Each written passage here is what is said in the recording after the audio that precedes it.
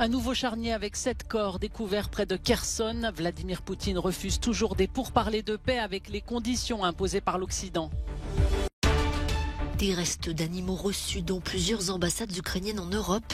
Kiev parle de campagne de terreur de la part de Moscou. Des enquêtes sont en cours. La France se prépare à de potentielles coupures de courant cet hiver. Le gouvernement a présenté son plan pour tenter de faire face.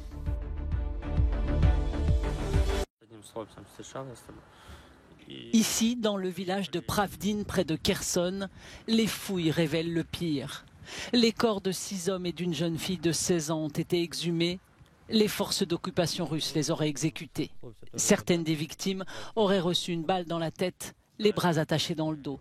Cette découverte a eu lieu alors que la Commission internationale indépendante d'enquête sur l'Ukraine a fait un point sur les crimes de guerre russes. La Commission a recueilli de nouvelles preuves. Elles sont maintenant examinées et évaluées avec d'autres types de preuves. Il s'agit d'un processus complexe et approfondi. Lors de sa première conversation téléphonique avec le chancelier allemand Olaf Scholz depuis septembre, le président russe Vladimir Poutine a déclaré que les attaques contre les infrastructures ukrainiennes étaient une conséquence inévitable des attaques en Crimée. Selon Vladimir Poutine, il ne peut y avoir de pourparlers de paix tant que l'Occident demande d'abord à la Russie de se retirer de l'Ukraine. Le consulat ukrainien de Brno en République tchèque bouclé par la police. Un jardin d'enfants voisins évacué.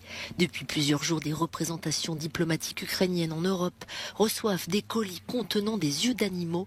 6 pays sont pour l'heure concernés, la Pologne, la Hongrie, la Croatie, l'Italie et les Pays-Bas. Pour Kiev, pas de doute, il s'agit d'une campagne planifiée de terreur de la part de la Russie. Pour le ministre ukrainien des Affaires étrangères, les tentatives d'intimidation de Moscou sont inutiles. Kiev dit coopérer avec les forces de l'ordre des pays étrangers pour enquêter sur tous les cas de menaces. L'annonce de ces colis suspects intervient 2 jours après qu'une lettre piégée a explosé à l'ambassade ukrainienne à Madrid, blessant légèrement un employé qui la manipulait. L'ambassadeur d'Ukraine au Vatican a de son côté indiqué que l'entrée de sa résidence à Rome avait été vandalisée jeudi avec des excréments d'animaux. Les forces russes continuent de prendre des mesures défensives, à construire des fortifications et à déplacer du personnel sur la rive est du fleuve Dniepr, dans la région de Kherson, selon l'Institut pour l'étude de la guerre. Le ministère britannique de la Défense ajoute que la pénurie de munitions de la Russie est probablement l'un des principaux facteurs qui limite actuellement le potentiel de Moscou à relancer des opérations offensives terrestres efficaces et à grande échelle. Le retrait de la Russie de la rive ouest du fleuve Dniepr le mois dernier a fourni aux forces armées ukrainiennes la possibilité de frapper d'autres nœuds logistiques et d'autres lignes de communication russes. Cette menace a très probablement incité les logisticiens russes à déplacer leurs nœuds d'approvisionnement, y compris les points de transfert ferroviaire plus au sud et à l'est.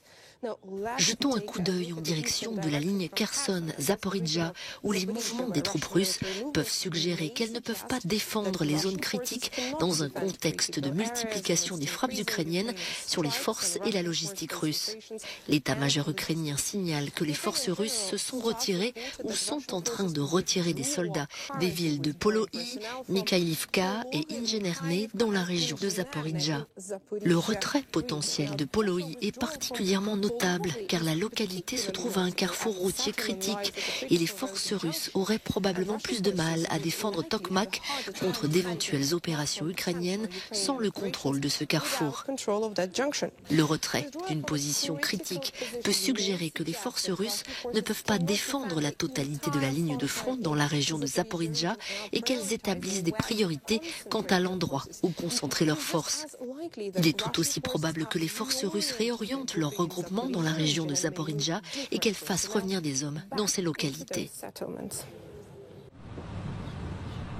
Le président américain Joe Biden s'est dit prêt à discuter avec Vladimir Poutine si le dirigeant russe cherche un moyen de mettre fin à la guerre en Ukraine. Une annonce faite alors que le président français Emmanuel Macron est en visite d'État à Washington. Joe Biden a ajouté « Bombarder des crèches, des hôpitaux, des maisons avec des enfants, c'est à vomir ce qu'il fait ». Avant l'invasion russe de l'Ukraine le 24 février, le président Biden et son secrétaire d'État Anthony Blinken avaient averti Moscou des conséquences d'une telle attaque. Mais depuis, Joe Biden n'a eu aucun contact direct. La dernière fois, c'était à Genève, en Suisse, en juin 2021, avant le déclenchement de la guerre en Ukraine. La Commission européenne a validé l'interdiction de vol intérieur français lorsqu'un trajet en train de moins de 2h30 est possible. C'est une des mesures emblématiques de la loi climat de 2021. Le ministre français délégué au transport, Clément Beaune, a salué la décision de Bruxelles qui constitue selon lui une avancée majeure dans la politique de réduction des émissions des gaz à effet de serre. En décembre 2021, l'exécutif européen avait annoncé conduire une analyse approfondie de ce projet, contesté par l'Union des aéroports français.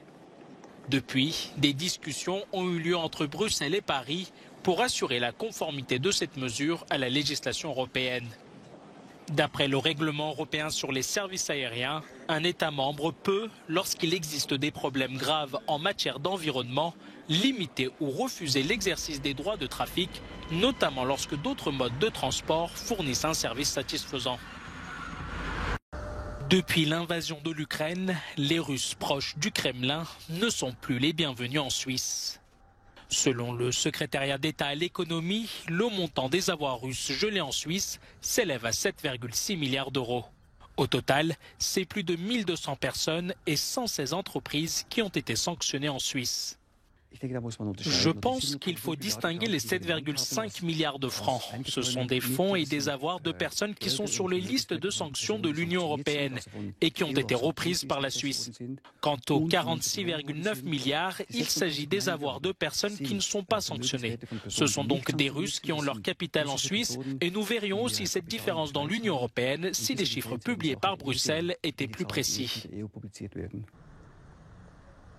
Erwin Bollinger, responsable des relations économiques bilatérales au secrétariat d'État, a également expliqué que ce montant ne reflétait pas l'efficacité des sanctions suisses.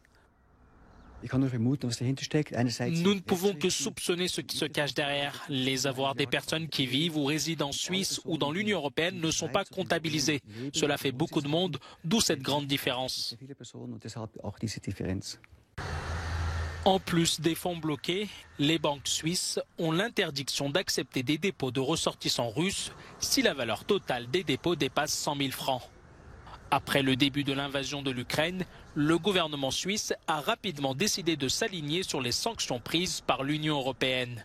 Ce choix est critiqué par ceux qui y voient une atteinte au sacro-saint principe de neutralité de la Confédération helvétique. Le gouvernement français a annoncé d'éventuelles coupures de courant pendant l'hiver. Il espère ainsi anticiper les pénuries d'électricité dues à des problèmes d'approvisionnement. 24 réacteurs du parc nucléaire français étant temporairement fermés en raison d'opérations de maintenance ou de problèmes de corrosion. D'autres installations comme des centrales hydroélectriques sont également à l'arrêt. Les écoles situées dans les départements concernés par ces coupures ne seront pas épargnées.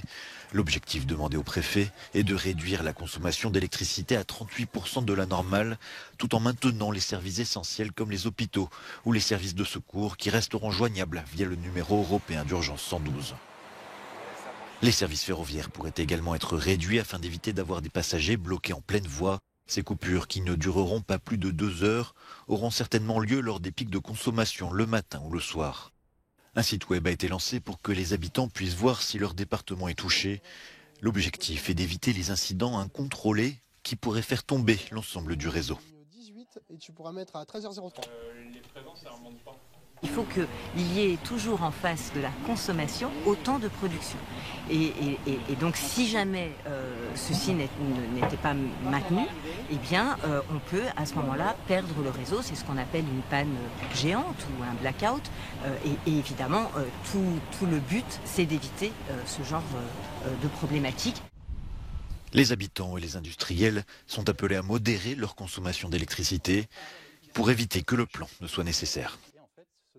C'est une autre ligne électrique qui va être Jamais en Allemagne, un tableau n'avait été vendu aux enchères à ce prix-là. Un autoportrait de l'artiste expressionniste Max Beckmann a été adjugé à 20 millions d'euros ce jeudi à Berlin. Achevée en 1943, la toile représente le peintre pendant son exil aux Pays-Bas, après avoir fui son pays natal gouverné par les nazis. Le précédent record outre-Rhin était détenu jusqu'ici par un autre tableau de Beckmann, vendu pour 4,7 millions d'euros.